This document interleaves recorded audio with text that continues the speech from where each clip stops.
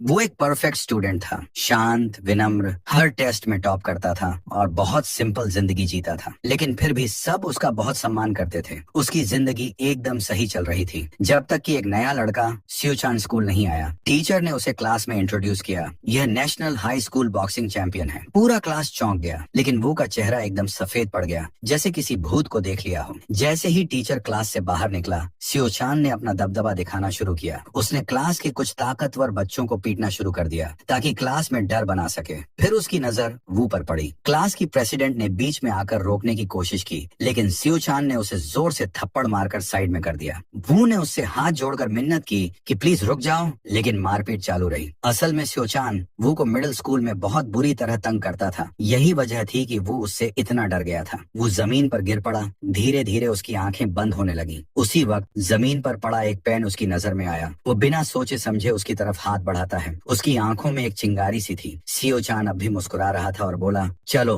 मारो मुझे, हिम्मत है तो। वो पल वू के लिए एकदम आखिरी था। सालों की डर, गुस्सा और बेइज्जती का गुस्सा एक साथ फूट पड़ा। वू ने वो पेन सीधा सियोचान की आंख में घुसेड़ दिया। पूरी क्लास हैरानी से जड़ हो गई। सियोचान चीखते हुए अपनी आंख पकड़कर जमीन पर गिर पड़ा। चोट इतनी गहरी थी कि उसकी आंख हमेशा के लिए खराब हो गई। चूंकि ये सेल्फ डिफेंस नहीं माना गया, वू को 3 साल की किशोर सुधार गृह की सजा मिल गई। उसकी माँ फूट फूट कर रोने लगी। एक होनहार स्टूडेंट का भविष्य पल में टूट गया, जैसे झाग वाला बुलबुला फूट जाए। जब उसे बस में डिटेंशन सेंटर ले जाया जा रहा था, पीछे की सीट पर एक आदमी बैठा था जिससे सब दूर रहना चाहते थे। वो की सीट एक तेज तर्रार सुनहरे बालों वाले लड़के ने ले ली, इसलिए वो को उसी डरावने आदमी के पास बैठना पड़ा। जब उस आदमी ने वो की तरफ देखा तो वो डर से कांप गया। डिटेंशन सेंटर में पहुंचते ही सबकी चीजें ले ली गई और उन्हें जेल के कपड़े दिए गए। बस में वो की सीट लेने वाला लड़का, जिसका नाम ओल था, अब उससे दोस्ती करने की कोशिश करने लगा। उसने पूछा, तू किस केस में अंदर आया है? वो ने धीरे से कहा, मर्डर की कोशिश। ये सुनते ही ओल एकदम डर गया और बोला, सॉरी भाई, मैंने तो मजाक में सीट ले ली थी। मेरा केस भी थोड़ा वैसा ही है। लेकिन बाद में पता चला कि ओल बस एक छोटा मोटा चोर था। डिटेंशन सेंटर में 2 पुराने कैदी थे। दोनों के बाल छोटे कटे हुए थे और उन्होंने वहाँ के नियम बता दिए। जो ताकतवर है वही राजा है, जो नहीं लड़ सकता वो चुपचाप रहो, दिखो भी मत। वहाँ एक तरफ का लीडर था सांग ह्यब, एक नेशनल जुडो चैंपियन, जबरदस्त फाइटिंग स्किल्स वाला। दूसरी तरफ था वॉन जून, एक बड़ा भारी भरकम लड़का जो अपने साइज से सबको डराता था। फिर था सान योंग, डेजर्ट क्रू का लीडर, दिखने में दुबला लेकिन एक किक से खोपड़ी तोड़ दे। ये डिटेंशन सेंटर असली दुनिया का छोटा रूप था, एक जंगल जहाँ हर कोई ताकत के लिए लड़ रहा था। हाल ही में वॉन जून और सान योंग, दोनों टॉप डॉग्स, ने एक चाल चली। उन्होंने झूठा झगड़ा किया और कहा कि सांग ह्यब, जो उनका सबसे बड़ा दुश्मन था, ने उनके सिगरेट चुराए और उन पर हमला किया। इससे सांग ह्यब को सॉलिटरी कॉन्फाइनमेंट में डाल दिया गया और अब वॉन जून और सान योंग की खुली चल रही थी। लेकिन एक लड़का ऐसा भी था जो किसी भी ग्रुप में नहीं था और जिससे खुद टॉप डॉग्स भी डरते थे।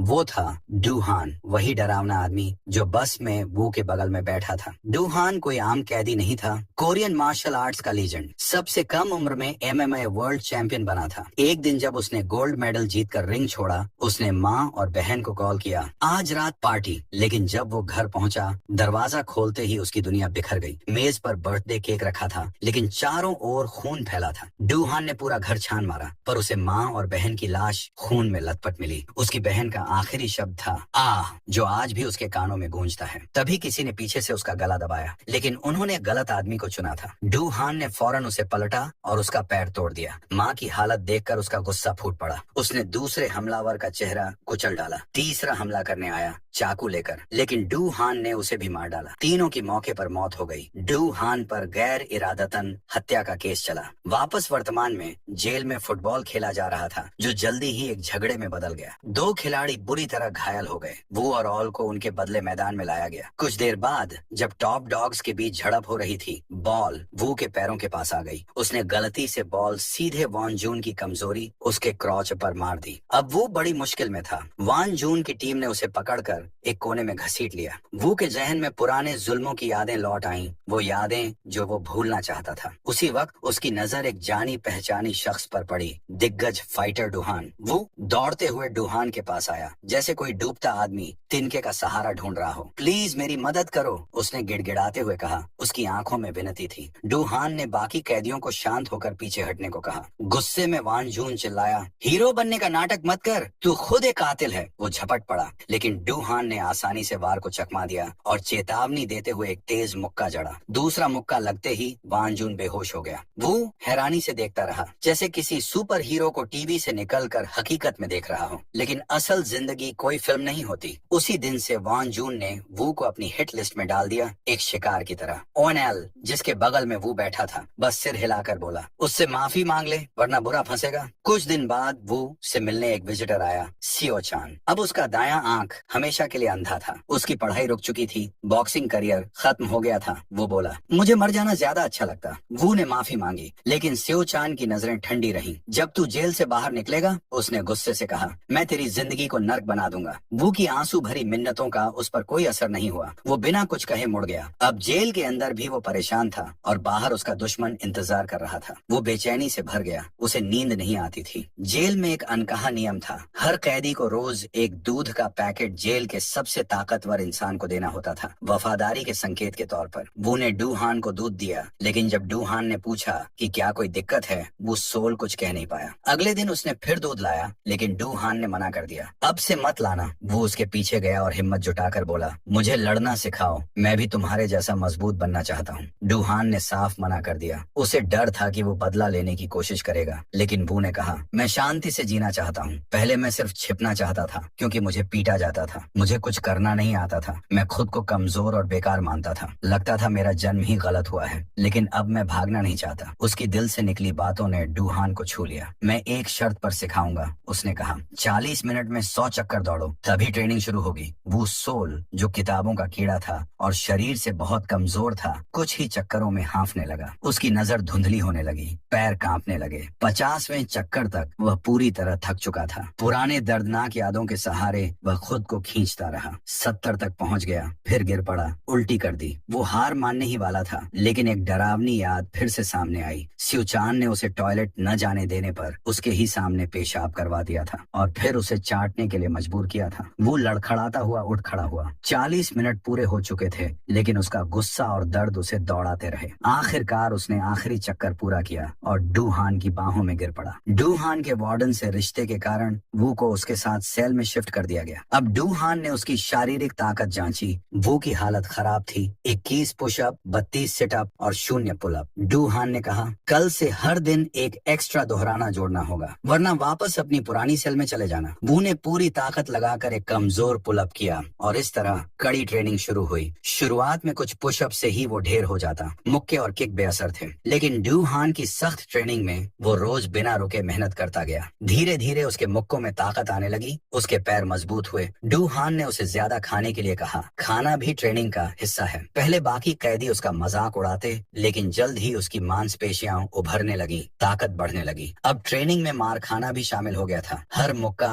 हर गिरावट एक सबक थी। धीरे धीरे कमजोर और डरा हुआ वो सोल एक फाइटर बन गया। रात को भी वो ट्रेनिंग करता। 1000 मुक्के मारने के बाद जब वह थका हुआ मुड़ा तो देखा डूहान सो गया था। मैंने कर लिया, वो ने कहा, लेकिन डूहान ने कुछ नहीं देखा था। उसने फिर से शुरू करवाया। उधर सियोचान सड़कों पर भटक रहा था। एक कार ने हॉर्न मारा, वो नहीं हटा। गैंगस्टर उसे गालियां देने लगे। सियोचान ने उनकी कार का शीशा तोड़ दिया। 2 आदमी उसे सबक सिखाने उतरे, लेकिन वो उन पर टूट पड़ा। सबको बुरी तरह पीट दिया। गैंग लीडर वू योंग ने उसे देखा और गैंग में शामिल होने का ऑफर दिया। सियोचान ने उसे गाली दी। वू योंग ने उसकी अंधी आंख देखी और उसका बचाव पक्ष में तमाचा मारा, यह दिखाने के लिए कि वो कितना चालाक है। मैं तेरी ताकत का सही इस्तेमाल करूंगा, उसने कहा। मैं तुझे और भी ताकतवर बनाऊंगा। जेल में वो सोल पढ़ाई करते हुए स्क्वाट्स करता। ऑल हैरान था। क्या तू वान जून से भिड़ने की तैयारी कर रहा है? वो ने कहा, नहीं, मैं अब कमजोर नहीं रहना चाहता। लेकिन फिर बुरी खबर आई। डूहान का ट्रांसफर हो रहा था। 23 साल से ऊपर के कैदियों को वयस्क जेल भेजा जाता था। डूहान ने बस इतना कहा, अब और ज्यादा मेहनत करो, वक्त कम है। उस दिन वो ने देखा कि ऑल को पीटा जा रहा है। उसने बीच बचाव किया। गुंडों ने उसे घेर लिया, लेकिन अब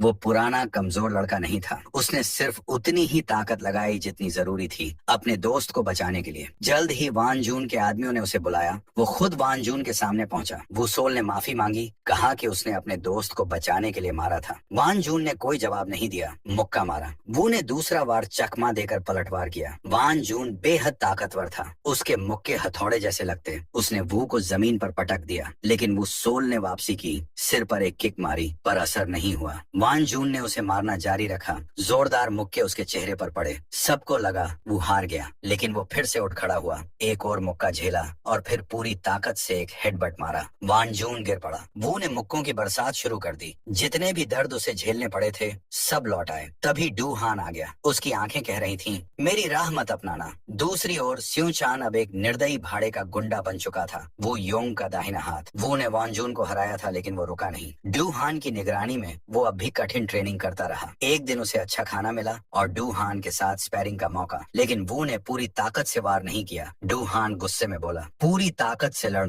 वरना हार जाएगा। अगले सेशन में वू का मुक्का डू हान के चेहरे से कुछ इंच दूर रुका। डू हान ने कहा, झिझक मत करना। जैसे ही तुझे लगेगा कि तू जीत रहा है, अगर तूने गार्ड नीचे किया तू हार जाएगा, समझे? ये हमारा आखिरी सेशन है। डू हान अब वयस्क जेल जा रहा था। तेरी सबसे बड़ी ताकत है, तू मुश्किलें सह सकता है। फिर कहा, शार्क के बारे में जानते हो? उनके पास तैरने के लिए एयरबैग नहीं होता। अगर वो रुकती हैं तो डूब जाती हैं। तुझे भी शार्क की तरह जीना है, कभी मत रुकना। उनकी विदाई में ना कोई गले मिलना था, ना आंसू, बस एक छोटी सी मुस्कान, लेकिन वू के दिल में एक बड़ा खालीपन छोड़ गई। अब डू हान के बिना भी वू रोज ट्रेन करता, खुद को हर दिन थोड़ा और धकेलता, जैसे एक छोटी शार्क तैरना सीख रही हो। एक कैदी जिसे हाल ही में रिहा किया गया था, अब सियोचान के लिए काम कर रहा था। वो गर्व से कहता, डू हान ने वो सोल को शार्क बना दिया है। लेकिन अब सियोचान के चेहरे पर गुस्से की जगह एक रहस्यमयी चुप्पी थी। सियोचान बस मुस्कुराया और उसे आगे बढ़ने का इशारा किया। जेल में इससे पहले कि वो सोल पूरी तरह से डू हियन के जाने को समझ पाता, सान योंग ने उसे एक लड़ाई के लिए ललकारा। शर्त थी, जो हारेगा वह अपनी सजा की बाकी अवधि तक जीतने वाले की सेवा करेगा। वो सोल को अपनी स्थिति की कोई परवाह नहीं थी। उसने एक शर्त पर लड़ाई के लिए हामी भर दी। सान योंग को कमजोर कैदियों को तंग करना बंद करना होगा। सान योंग ने मना कर दिया और उसे चेतावनी देते हुए एक किक मारी। जब वो सोल अपने पुराने सेल ब्लॉक में लौटा तो उसकी मुलाकात सांग हायो से हुई, जो हाल ही में एकांत कारावास से बाहर आया था। मेरी जगह लेने की कोशिश कर रहा है, सांग हायो ने उसे चुनौती दी। वो सोल ने अप्रत्याशित जवाब दिया, दिलचस्पी नहीं है। ये सुनकर सांग हायो अवाक रह गया। पर मैंने सुना है कि तू लड़ाई का दीवाना है, वह बड़बड़ाया। 5 दिन पंख लगाकर उड़ गए। वो सोल और सान योंग की लड़ाई निकट थी। माहौल में तनाव था। इसी दौरान सियोचान वो सोल से मिलने आया। उसने अपने एक साथी की उंगली को पटाखे की तरह तोड़ते हुए धमकियां दी। तू मेरी ही ट्रेनिंग कर रहा है ना? उसने ताना मारा। मुझे इंतजार है इस बार का। लेकिन इस बार वो न तो डरा, न झिझका और न ही नजरें चुराई। उधर सान योंग को लगा कि वो सोल डर के मारे नहीं आएगा, इसलिए उसने सांग हायो को छेड़ना शुरू कर दिया। लेकिन हैरानी की बात यह थी कि सांग हायो ने दार्शनिक अंदाज में जवाब दिया, हर वक्त लड़ते रहने का क्या मतलब है? भले ही तू पहले कचरा था, इसका मतलब ये नहीं कि तू हमेशा कचरा ही रहेगा। वो अपनी बात पूरी कर पाता उससे पहले वो सोल वहां पहुंच गया। उसकी आंखों में ठंडा अडिग इरादा था। बिना कुछ कहे सान योंग ने वज्र गति से हमला कर दिया। उसकी बिजली जैसी किक्स वो सोल पर बरसने लगी, लेकिन वो ने उनमें से एक को पकड़ लिया और सान योंग को गिरा दिया। वह उस पर झपट पड़ा और घूंसे बरसाने लगा। सान योंग ने पलटवार किया। वो सोल को जमीन पर पटका और चेहरे पर जोरदार किक मारी। सबको लगा कि लड़ाई खत्म हो चुकी है, लेकिन वो सोल डगमगाते हुए उठ खड़ा हुआ। वो कोई बड़ा फाइटर नहीं था, लेकिन उसमें जबरदस्त संघर्षशीलता थी। उसने एक किक रोकी और सान योंग की जांग पर घूंसे बरसाए, जिससे वह दर्द से चिल्ला उठा। फिर वो सोल ने छलांग लगाई और उसे चौक होल्ड में ले लिया। अपनी टांगे कसकर उसके चारों ओर लपेट ली ताकि वह भाग न सके। देखने वालों को डर था कि वह सान योंग को मार ही डालेगा, लेकिन तभी एक गार्ड आ गया और वो ने उसे छोड़ दिया। उसे तुरंत एकांत कारावास में डाल दिया गया, लेकिन वह वहां भी ट्रेनिंग करता रहा, क्योंकि असली लड़ाई अभी बाकी थी। इस लड़ाई के बाद जेल के बड़े खिलाड़ी समझ गए कि वो सोल अब सच में शार्क बन रहा है। अब उसे छेड़ना मतलब खुद को मुसीबत में डालना। जेल में लड़ाई बंद हो गई और एक अजीब सी शांति छा गई। सभी ने वो सोल का सम्मान करना शुरू कर दिया। सबको लगा था वह हार जाएगा, लेकिन उसने संघर्ष करके जीत हासिल की। तू वाकई में जबरदस्त है, सान योंग ने स्वीकार किया। यहाँ तक कि सान योंग और वान जुन भी अब वो सोल के दोस्त बन गए। जेल की सांझी तकलीफों से एकजुट। अच्छे व्यवहार के कारण वो सोल को समय से पहले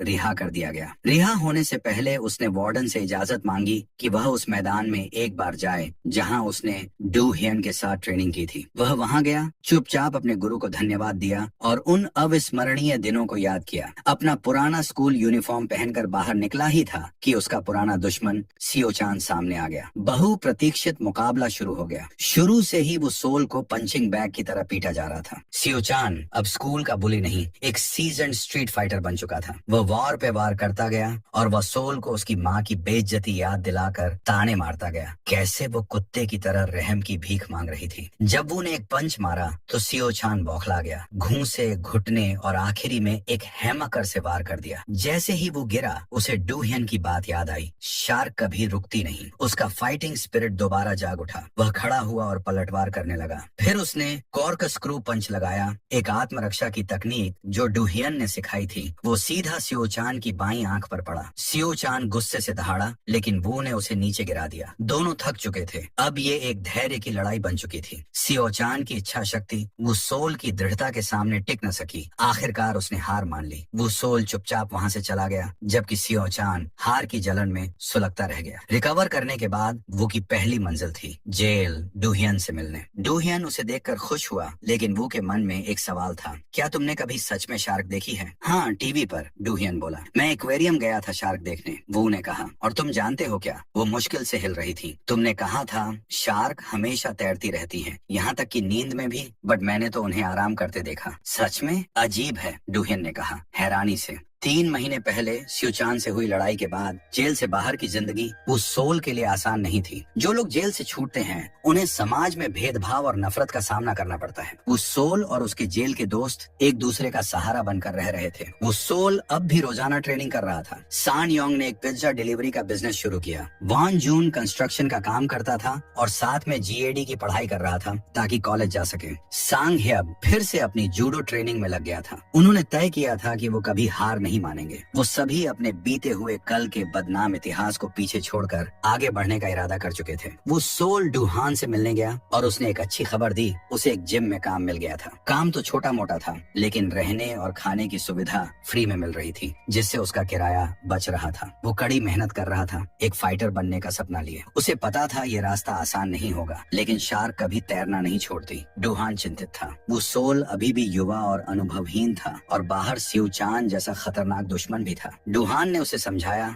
अपने जज्बातों को अपने फैसले पर हावी मत होने देना, मेहनत करो, मैं तुम्हारे साथ हूँ। जिम में वो सोल फर्श साफ कर रहा था, तभी एक घमंडी गोरे बालों वाला फाइटर आया। उसकी लड़ने की शैली बहुत खतरनाक थी और वो ऐसे लड़ता था जैसे सामने वाले को मार ही देगा। सभी स्पैरिंग पार्टनर उससे डरकर भाग चुके थे। थक हार कर ट्रेनर ने वो सोल की ओर इशारा किया। वो फाइटर हंसते हुए बोला, तू बनेगा मेरा पंचिंग बैग? अगर तू किसी प्रो फाइटर को हरा दे तो शायद तुझे प्रमोट कर देंगे। वो सोल जैसे ही रिंग में घुसा, वो सोल ने उसकी पहली जोरदार चाल से बचाव किया। ट्रेनरों ने उसे सुरक्षा घेर दिया, लेकिन उसने सिर्फ ग्लव्स लिए और बाकी सब मना कर दिया। फाइटर गुस्से में पागल हो गया और जबरदस्त हमले करने लगा। शुरू में वो सोल ने डिफेंस पर ध्यान दिया और मार झेली, लेकिन फिर एक मौका देखकर उसने जवाबी हमला किया। उसके घूंसे जोरदार थे और पूरी जिम चुप हो गई। वो फाइटर दर्द में चिल्ला उठा। उसे उसी रात एक बड़ा मैच लड़ना था। जिम मालिक बहुत गुस्से में था। उसने वो सोल को जमकर डांटा और सांग ह्यब को कहा कि उसे फौरन निकाल दो। असल में वो फाइटर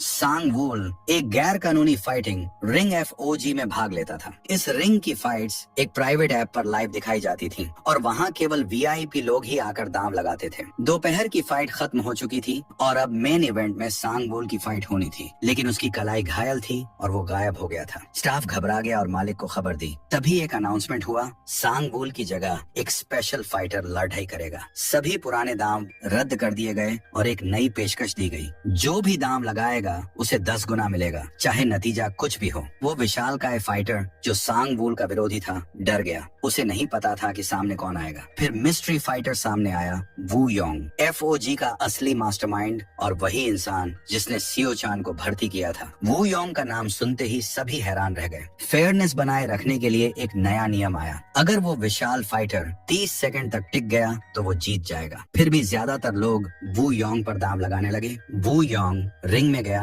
और उस फाइटर को बोला, चिंता मत कर, मैं तेरे सारे कर्ज चुका दूंगा। फाइट शुरू हुई। पहले एक जोरदार मुक्का उसकी पसलियों पर, फिर 2 घूमते हुए किक उसके चेहरे पर और फिर एक जोरदार हथौड़ा जैसा पंच। वो फाइटर 10 सेकंड में गिर गया, लेकिन वो योंग रुका नहीं। उसने कहा, अभी 20 सेकंड बाकी हैं। अगली सुबह वो सोल ने देखा कि वान जून उदास होकर एक लंगड़े आदमी को पैसे लौटा रहा था। असल में जेल से पहले वान जून एक कर्ज वसूलने वाला था। उसने किसी को इतना तंग किया था कि वो इंसान बिल्डिंग से कूद गया और उसकी टांग टूट गई। वान जून को बहुत पछतावा था, पर अब कुछ नहीं कर सकता था। उसी दिन वो सोल अपने पुराने जेल दोस्तों से मिला। सांग ही अब नहीं आ सका। वान जून अब भी दुखी था, लेकिन वो सोल की पॉजिटिव सोच से उसका मूड थोड़ा बेहतर हो गया। सान योंग और वान जून आपस में झगड़ने लगे, क्योंकि वान जून अक्सर सान योंग के पिज्जा शॉप में बिना पैसे दिए पिज्जा खा जाता था। झगड़े में सान योंग ने बता दिया कि वान जून की छोटी बहन बहुत खूबसूरत है। फिर दोनों ने वो सोल से पूछा, हम में से ज्यादा हैंडसम कौन है? वो सोल ने कूटनीति से जवाब दिया, तुम दोनों ही अपने अपने तरीके से अच्छे दिखते हो। तभी वो सोल का सिर दर्द करने लगा। वहीं उसकी बचपन की दोस्त जिही आ गई, जो वान जून की ट्यूटर भी थी। उसने एक ही घूंट में अपनी ड्रिंक खत्म की। फिर चारों दोस्तों ने मिलकर खुशी में टोस्ट किया। सान योंग ने देखा कि वो सोल प्यार से जिही को देख रहा था। फिर बाद में अचानक वो योंग ने अपनी कार रोकी और गुस्से में सड़क पार कर सान योंग की पिज्जा शॉप में घुस गया। वो योंग ने वो सोल से कहा, मुझसे लड़ो। फिर हमें 3 घंटे पहले का सीन दिखाया जाता है। वो योंग ने अपने आदमियों को आदेश दिया था कि सांग वूल उसकी गर्लफ्रेंड और मैनेजर को एक बड़ी यॉट पर ले जाओ। जब वो योंग स्पीड बोट से वहाँ पहुँचा तो तीनों पहले से घुटनों पर बैठे थे। चेहरों पर डर और चोटें साफ थी। सांग वूल डरा हुआ कांप रहा था। वो योंग ने पूछा, मुझे बताया गया है कि तू कलाई की चोट के कारण फाइट छोड़कर भाग गया। ये चोट किसने दी? सांग वूल बोला, एक सफाई कर्मचारी। वो सोल सांग वूल लड़खड़ाते हुए बोला, एक सफाई कर्मचारी, कोई फाइटर नहीं। वो योंग ने भौहें उठाई। चिंता मत करो,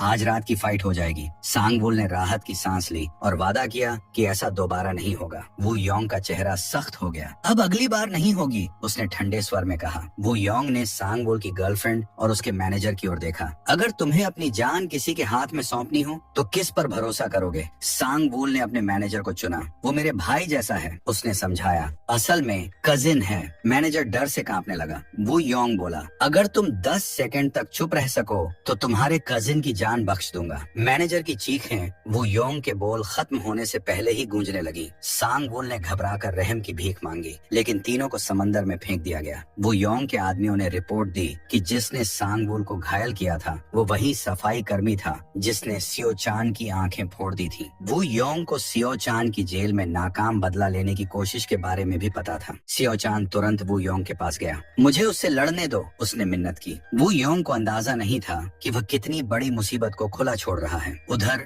जिही जब काम से घर जा रही थी, वो सोल ने कॉल किया। घर पहुंचते ही मुझे मैसेज करना, उसने कहा। तुम मेरे बॉयफ्रेंड जैसे बर्ताव कर रहे हो, जिही ने हंसकर कहा। उसी वक्त एक गर्भवती महिला का बैग गिर गया। जिही उसकी मदद करने दौड़ी। महिला के कहने पर जिही ने बैग उसकी कार तक पहुंचा दिया। अचानक सब कुछ बदल गया। कोई भारी आवाज गूंजी, क्या तुम जिही हो? उसे पहले कि जिही कुछ समझ पाती, एक आदमी ने उसका मुंह दबाया और उसे एक वैन में उठा ले गया। वैन पर मानसिक अस्पताल का निशान था। वहीं दूसरी ओर जिम में, जो उस दिन बंद था, वो सोल सांग हेब के साथ अभ्यास कर रहा था। वान जून और सान योंग उसे देखने पहुंचे। वान जून ने कहा, ये लड़का तो अब काफी बढ़ गया है। इसी की वजह से हम अब ईमानदारी से जी रहे हैं। वैन के अंदर वह महिला नकली पेट निकाल फेंकती है और अपने साथी को जिही के हाथ पैर बांधने का हुक्म देती है। जिही ने फायर एक्सटिंग्विशर उठाकर उस आदमी के चेहरे पर मारा और दरवाजे की ओर भागी, लेकिन महिला ने उसे फिर अंदर लात मारकर धकेल दिया। स्पैरिंग के बाद वो सोल को वान जून और सान योंग बाहर इंतजार करते मिले। तुम यहाँ क्या कर रहे हो?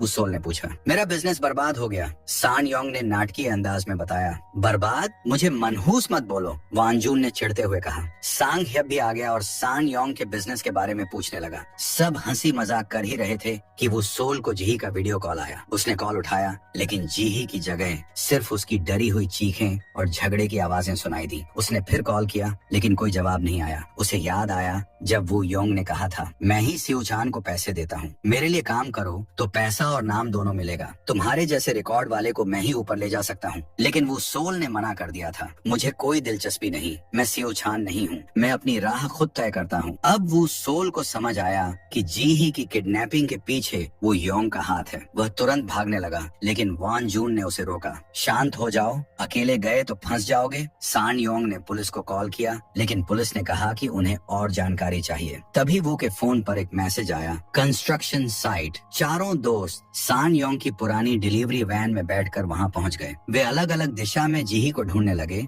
लेकिन उसका कोई पता नहीं चला। तभी वो सोल को कीचड़ में उसकी चाबी मिली। उसने उसका फोन मिलाया, धीमी आवाज में रिंगटोन सुनाई दी, एक सुनसान इमारत के अंदर से। वो बिना सोचे दौड़ पड़ा। अंदर दो हट्टे कट्टे आदमी जीही को पकड़े हुए थे। एक वही था जिसे उसने वैन में मारा था। वह बदला लेने ही वाला था कि वो सोल अंदर घुस आया और एक जबरदस्त पंच और किक से दोनों को बेहोश कर दिया। उसने जल्दी से जीही को खोल दिया, लेकिन जीही ने कहा, भागो जल्दी, पर उसे समझ नहीं आया कि क्यों। तभी कई गुंडे डंडे और लोहे की रॉड लेकर अंदर घुस आए। उनके पीछे पीछे वही महिला आई जिसने नकली पेट पहना था। मछली जाल में फंस गई, उसने हंसते हुए फोन पर वू योंग को बताया। हमारे पास वू सोल है, 4 में से 3 मिल गए, बाकी 2 गायब हैं। फोन पर वू योंग की आवाज आई, 3 ही काफी हैं। वू और उसके दोस्तों की आंखों पर पट्टी बांधकर उन्हें एक वैन में फेंक दिया गया। सान योंग और सांग हेब ने देखा और पीछा किया, लेकिन वैन तेजी से निकल गई। वैन में वू और उसके दोस्तों को बार बार बिजली के झटके दिए गए जब तक वे बेहोश नहीं हो गए। जब वू सोल को होश आया, वह एक कुर्सी से बंधा हुआ था और उसके सामने वो योंग खड़ा था। मेरे दोस्त कहाँ हैं? उसने गुस्से में पूछा। वो योंग ने उसकी बात अनसुनी कर दी और नकली हमदर्दी दिखाते हुए बोला, तुम ठीक हो? वो सोल का सब्र टूट गया। मुझे परवाह नहीं, मेरे दोस्त कहाँ हैं? वो योंग ने उसकी गर्दन पर चाकू रख दिया। जानते हो अफ्रीका में बच्चों को कैसे सोल्जर बनाते हैं? उन्हें आंखों पर पट्टी बांधकर हाथ में बंदूक दे देते हैं, फिर किसी को गोली चलाने को कहते हैं। जब पट्टी हटती है और वो खून और लाशें देखते हैं, वो डर से हमेशा के लिए वश में हो जाते हैं। उसने पीछे बंधे 2 लोगों की ओर इशारा किया। सोचो, तुम वही बच्चा हो, तय करो कौन मरेगा। जिसे तुम चुनोगे वो मरेगा, दूसरा बचेगा। या अगर ये करना मुश्किल है तो तय करो किसे बचाना चाहते हो। वो सोल गिड़गिड़ाया, इनका इससे कोई लेना देना नहीं, प्लीज इन्हें जाने दो। वो सोल ने गिड़गिड़ाते हुए माफी मांगी। वो योंग ने झुंझला कर कहा, धत्त तेरी, तू मेरी मस्ती का सारा मजा खराब कर रहा है। उसे एक फोन कॉल ने बीच में रोक दिया और उसने वो सोल को अपनी एक सहयोगी पीले सूट वाली औरत के हवाले कर दिया। अगर इसने कुछ भी गड़बड़ करने की कोशिश की तो दोनों को मार डालना, उसने आदेश दिया। उस औरत ने वो सोल को चिढ़ाया और अपने आदमियों को सब कुछ रिकॉर्ड करने को कहा। उसने वो सोल को निर्णय लेने के लिए 10 सेकंड दिए और टाइमर चालू कर दिया। वो सोल खुद को छुड़ाने के लिए बेतहाशा छटपटाया, यहाँ तक कि जमीन पर गिर गया, लेकिन कोई फायदा नहीं हुआ। अगर तूने नहीं चुना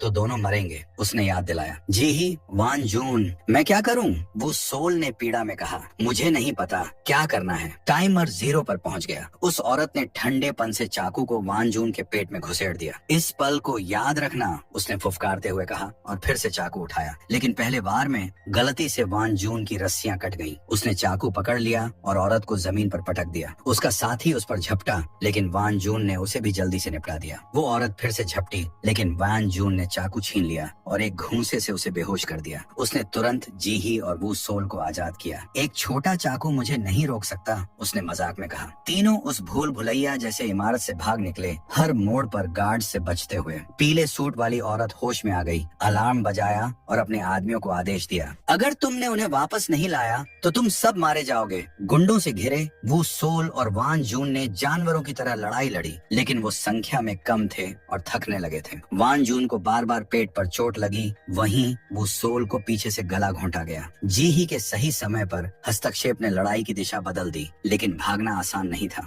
गुंडों की एक और लहर आई। जख्मी वान जून ने वो सोल से कहा, तुम जी ही को लेकर भागो, मैं इन्हें रोकूंगा। उसने एक लोहे की पाइप उठाई और आखिरी लड़ाई के लिए तैयार हो गया। वो सोल और जी ही बेसमेंट तक पहुंचे, लेकिन वहाँ एक और गिरोह उनका इंतजार कर रहा था। तभी सान योंग और सांग हियब वहाँ पहुंचे जैसे कोई फरिश्ते, और उन्होंने झटपट गुंडों को हराया। वो वान जून को ढूंढने दौड़े और देखा कि उसने अकेले ही सारे हमलावरों को हरा दिया था। तुम लोग देर से आए, उसने हंसते हुए कहा, लेकिन अभी भी मेरी ताकत बाकी है। वो सभी वैन में चढ़े और गुंडों की घेराबंदी को तोड़ते हुए वहाँ से निकल गए। तभी उन्हें वान जून की गंभीर चोट का एहसास हुआ। वो बहुत खून बहा चुका था। उसने एक नोटबुक निकाली जिसमें उन 31 लोगों की लिस्ट थी जिनसे उसने माफी मांगनी थी। पक्का कर लो करो कि उन्हें मेरी माफी मिल जाए, उसने कांपती आवाज में कहा। और माफ करना वो सोल, मैं किसी कचरे की तरह नहीं मरना चाहता था। उसने वो सोल की बाहों में आखिरी सांस ली। कुछ दिन पहले वो सोल ने वान जून को एक आदमी से माफी मांगते देखा था, लेकिन वो उसे माफ नहीं कर पाया था। वो सोल ने उसे ढांढस दिया था और वान जून ने उसे वही नोटबुक दिखाई थी। मुझे कुछ लोगों के चेहरे भी याद नहीं, लेकिन मैं दिल से माफी मांगूंगा, चाहे वो माफ करें या नहीं,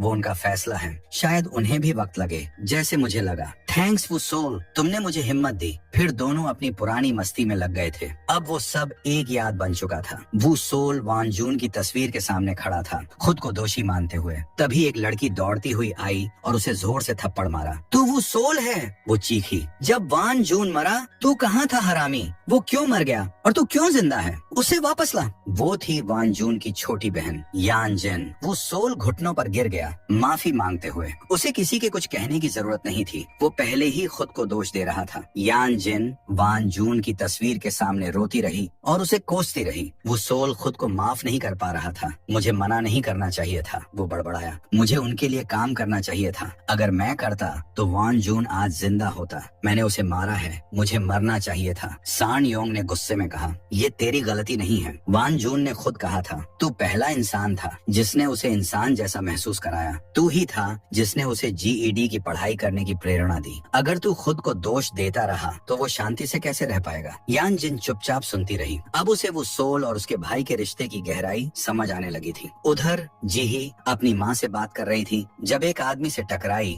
उसके चेहरे पर बड़ा सा निशान था। उसे शक हुआ और उसने उसका पीछा किया। वो आदमी एक डिटेक्टिव से मिला जो वान जून के केस को संभाल रहा था। उसने उसे धमकाया और फिर वो यॉन के राइट हैंड के आदमी की कॉल पर मजबूर किया। उन दोनों ने मिलकर पैसे के बदले में किसी और पर सारा इल्जाम डालने की साजिश रची। जीही ने तुरंत ये बात सान योंग और सांग हेप को बताई। अब ये साफ हो गया कि पुलिस भी वू योंग की जेब में थी। तभी वू योंग की तरफ से एक शोक संदेश वाला फूलों का हार आया। गुस्से से तिलमिलाए सान योंग ने उसे चूर चूर कर दिया। छूलने में जाए पुलिस, अब हम खुद ही सब संभालेंगे। वो वू योंग को ढूंढने निकल पड़ा, लेकिन सांग हेप ने उसे रोका। दोनों की बहस इतनी बढ़ गई कि जीही को चिल्लाकर रोकना पड़ा। वो सोल ने वान जून की नोटबुक खोली और उसकी नजर आखिरी पन्ने पर पड़ी। वहाँ लिखा था, मेरे मजबूत सक्षम दोस्त वो सोल, चलो जिंदगी भर दोस्त रहें। बारिश गिर रही थी, जैसे आसमान भी रो रहा हो। वो सोल ने अपनी मुट्ठी भींच ली और फुसफुसाया, अलविदा दोस्त। अब वो बदला लेने के लिए तैयार था, लेकिन इस बार बिना योजना के नहीं। अचानक यान जिन ने उनके साथ जुड़ने की इच्छा जताई। स्वीकार होने के लिए उसे एक परीक्षा पास करनी थी। उसने अकेले ही तीनों आदमियों को धूल चटा दी, बड़ी आसानी से। वो एक जबरदस्त ताकत बनकर सामने आई। फिर वो वान जून की तस्वीर की ओर देखती रही। उनके चेहरे संकल्प से कठोर हो गए। उन्होंने कसम खाई, चाहे तूफान भी आ जाए हम नहीं रुकेंगे। उनकी पहली प्राथमिकता सबूत ढूंढना था। जीही को याद आया कि वह औरत सब कुछ रिकॉर्ड कर रही थी। जरूर कहीं न कहीं वह रिकॉर्डिंग मौजूद होगी। यान जिन ने स्वयं को डिलीवरी ड्राइवर बनाकर वू योंग के मुख्यालय में घुसपैठ करने का प्रस्ताव दिया। सान योंग ने चारों ओर कैमरों से लैस एक पैकेज तैयार किया और उसे ब्रॉडकास्टिंग रूम के लिए संबोधित किया। सुरक्षा बहुत कड़ी थी, इसलिए उन्होंने वू योंग का विजिटिंग कार्ड जो उसने वू सोल को दिया था पैकेज पर चिपका दिया। गार्ड्स ने मान लिया कि यह उनके बॉस के लिए है, इसलिए उन्होंने बिना किसी सवाल के उसे अंदर जाने दिया। टीम ने कैमरों की निगरानी की और बिल्डिंग की बनावट का अध्ययन किया। पैकेज ब्रॉडकास्टिंग रूम तक पहुंच गया, जहां एक चश्मा पहने तकनीशियन कैमरों और लाइव स्ट्रीम का संचालन कर रहा था। वह जिज्ञासु तो था, पर बॉस का पैकेज खोलने की हिम्मत नहीं हुई। जैसे ही उन्होंने अपना लक्ष्य निर्धारित किया, टीम ने कार्यवाही शुरू कर दी। सान योंग ने वैन को सीधे इमारत में घुसा दिया। बैरियर को तोड़ते हुए ये एक ध्यान भटकाने वाला हमला था। जैसा कि अपेक्षित था, गार्ड्स ने वैन को कैमरे पर देखा और किसी को जांचने भेजा, लेकिन वाहन खाली निकला। तभी वैन के अंदर रखे एक माइक्रोवेव ओवन में विस्फोट हो गया, जिससे फायर अलार्म बज उठा। यह योजना सफल रही। टीम पहले ही इमारत के अंदर पहुंच चुकी थी। उन्होंने दो दलों में विभाजित होकर काम किया, वो सोल और सांग हेब तथा सान योंग और यान जिन। एक दल हमलों को झेलेगा, दूसरा दुश्मनों को गिराने पर केंद्रित रहेगा। गति ही कुंजी थी। गुंडे इन चारों के सामने टिक नहीं पाए और जल्द ही पराजित हो गए। वो ब्रॉडकास्टिंग रूम खोजने निकल पड़ा, जबकि बाकी तीनों रास्ता साफ करने में लगे रहे। गुंडे लगातार आते रहे, पर वे डटे रहे। वो ने जल्दी ही ब्रॉडकास्टिंग रूम खोज निकाला। उसने तकनीशियन को पकड़कर कंप्यूटर फाइल्स खोलने को मजबूर किया, लेकिन उस दिन की रिकॉर्डिंग फोल्डर खाली थी। वो योंग अपने मॉनिटरों पर सब कुछ देख रहा था। उसके चेहरे पर एक घमंडी मुस्कान थी, सब उसकी योजना के अनुसार हो रहा था। उसने पीली पोशाक वाली औरत और उसके आदमियों को जांच के लिए भेजा। जब वो सोल लौटा, टीम ने अधिकतर गार्ड्स को हरा दिया था। तभी वो योंग ने उस दिन का वीडियो चला दिया जिसमें वह दया की गुहार लगाता दिखा और वह क्षण जब महिला ने वान जून को चाकू मारा। यह देख टीम का खून खौल उठा। उसी समय पीली पोशाक वाली महिला अपने साथियों के साथ वहां आ धमकी। वो सोल, वह चिढ़ाते हुए बोली, तुम कैमरे पर अच्छे लगते हो। उसने लिफ्ट की ओर इशारा किया। अगर फुटेज चाहिए तो चले जाओ। उसके आदमियों ने वो सोल को रास्ता दे दिया। वो सोल बिना झिझक लिफ्ट में चढ़ गया। उसे पता था वह क्या चाहती है। वो सोल के जाने के बाद कैनन ने अपने आदमियों को पार्किंग खाली करवाने भेजा और खुद वह चेहरा कटा आदमी और पीली औरत अंदर के हमलावरों से निपटने लगे। यान जिन ने जैसे ही महिला को देखा उसे पहचान लिया, वही जिसने उसके भाई को मारा था। यान ने उसे जोरदार मुक्का मारा, उसकी नाक तोड़ दी। सांग हेब ने कैनन का सामना किया और सान योंग ने चेहरा कटे आदमी से लड़ाई शुरू की। उधर वो सोल ने अपनी कलाई की पट्टियां हटा दी, एक क्रूर युद्ध के लिए तैयार। उसकी आंखों में आग जल रही थी। आखिरकार वो सोल और वो योंग आमने सामने थे। वो योंग ने दो विकल्प दिए, या तो वीडियो वाली यूएसबी लेकर चले जाओ या वान जून की मौत का बदला लो। वो सोल ने यूएसबी की ओर हाथ बढ़ाया, पर वो योंग इतनी आसानी से उसे नहीं जाने देने वाला था। अब किसकी बारी है? उसने ताना मारा। परिवार ज्यादा प्रेरणा देता है या दोस्त? तुम ऐसा क्यों कर रहे हो? वो सोल ने पूछा। क्योंकि ये मजेदार है, वो योंग हंसा। वो सोल झपट पड़ा, पर वो योंग उससे कहीं बेहतर फाइटर था। पहले तो वह वो सोल से खेलता रहा, फिर उसकी मारक ताकत बढ़ गई। नीचे लड़ाई और भयंकर हो गई। महिला ने यान जिन के चेहरे पर चाकू चला दिया। क्रोधित यान ने उसका चाकू दूर फेंका, बाल पकड़कर उसका सिर बार बार जमीन से पटका, फिर जोरदार अपरकट से उसे बेहोश कर दिया। दोनों भारी शरीर वाले मर्द भिड़ गए। एक दमदार लड़ाई। चेहरा कटा आदमी ने सान योंग का पैर तोड़ दिया। ऊपर वो योंग उस सोल को पीटता रहा, वाइन पीते हुए बार बार वीडियो चलाकर उसे ताना मारता रहा। वो सोल लगभग हार मान चुका था, लेकिन उसे वान जून के शब्द याद आए, बस इतना ही है तुम्हारे पास। उसकी आत्मा में फिर जान आ गई। उसने वो यौन को गिराकर मुक्कों की बरसात शुरू कर दी। उसने वो यौन की टांग पकड़कर तोड़ने की कोशिश की, पर रुक गया। वो यौन फिर झपटा, पर वो सोल ने उसे ग्लास की दीवार से नीचे फेंक दिया। यान जिन ऊपर पहुंची और सान योंग के साथ मिलकर चेहरा कट्टे आदमी से लड़ी, पर वह बहुत ताकतवर था। उसने यान का हाथ तोड़ दिया। सान योंग ने उसे चौक होल्ड में पकड़ लिया, जिससे यान जिन ने उसे खत्म कर दिया। सांग हेब ने कैनन को मार गिराया। तीनों दोस्त घायल लेकिन विजयी थे। ऊपर वो योंग और वो सोल दोनों थके हुए थे, पर हार मानने को तैयार नहीं। वो सोल ने वो योंग का हाथ पकड़कर तोड़ा। वो योंग जानवर की तरह चिल्लाया और वो सोल को खिड़की से बाहर फेंकने की कोशिश की। वो सोल ने दीवार पकड़ ली, जिससे वो योंग खुद लटक गया। वो सोल ने पूरी ताकत से उसे वापस खींचा। अब मेरे लिए सब खत्म है, वो योंग बोला। वो सोल बदला लेना चाहता था, पर उसने खुद को कातिल नहीं बनने दिया। तुम्हें पछतावा होगा कि तुमने मुझे बचाया, वो योंग फुफकारा। मैं तुम्हारे जैसा नहीं हूँ, वो सोल ने जवाब दिया। वो सोल वहाँ से चला गया। वो योंग बड़बड़ाता रह गया, मैं हार गया। कुछ समय बाद वो योंग को अवैध जुए के कारोबार और वान जून की मौत में शामिल होने के आरोप में गिरफ्तार कर लिया गया। वो सोल ने वान जून की नोटबुक में लिखे नामों की लिस्ट के अनुसार सभी पीड़ितों से माफी मांगी। कुछ ने उसे माफ किया, कुछ ने नहीं, लेकिन उसने वान जून की अंतिम इच्छा पूरी की। लिस्ट के आखिरी पन्ने पर उसका नाम था। उसने लिखा, मैं माफ करता हूँ वान जून। उसने फुसफुसाया, मैंने तुम्हें बहुत पहले माफ कर दिया था। उसी समय उसके दोस्त मुस्कुराते हुए आ पहुँचे। अब सब खत्म हो गया था। वो सोल ने डूहान से जेल में मुलाकात की। अब मुझे पता है मैं क्या चाहता हूँ। हर बार जब मैं मुक्का मारता हूँ, मैं जिंदा महसूस करता हूँ। मैं लड़ाई से प्यार करता हूँ। अब मजबूरी नहीं, मैं अपने लिए लड़ूंगा। मैं तुम्हारी तरह एक महान फाइटर बनना चाहता हूँ, फिर मैं तुम्हारे साथ लड़ना चाहता हूँ। अगर मुझसे लड़ना है तो तुम्हें दोगुनी मेहनत करनी होगी। डूहान मुस्कुराया। कुछ समय बाद वर्ल्ड MMA रूकी चैंपियनशिप की घोषणा हुई। वो सोल और उसके दोस्तों ने उसमें भाग लेने का सपना देखा, एकदम वान जून की तरह। वो सोल ने अंत में कहा, हालांकि वह जानता था कि शायद उसे माफ नहीं किया जाएगा, फिर भी उसने माफी मांगने का फैसला किया। कभी कभी हमें पता होता है कि हम सब कुछ नहीं पा सकते, फिर भी हमें कोशिश करनी चाहिए। अब मैं सिर्फ जिंदा रहने के लिए नहीं लड़ रहा, मैं असल मायनों में जीने के लिए लड़ रहा हूँ। सीन एक जेल की कोठरी पर कट होता है। वो योंग नीचे वाली बंक पर बैठा दीवार को घूर रहा है। यही कोठरी पहले डूहान की थी, कभी जुए का राजा, अब बस एक और कैदी बन गया था।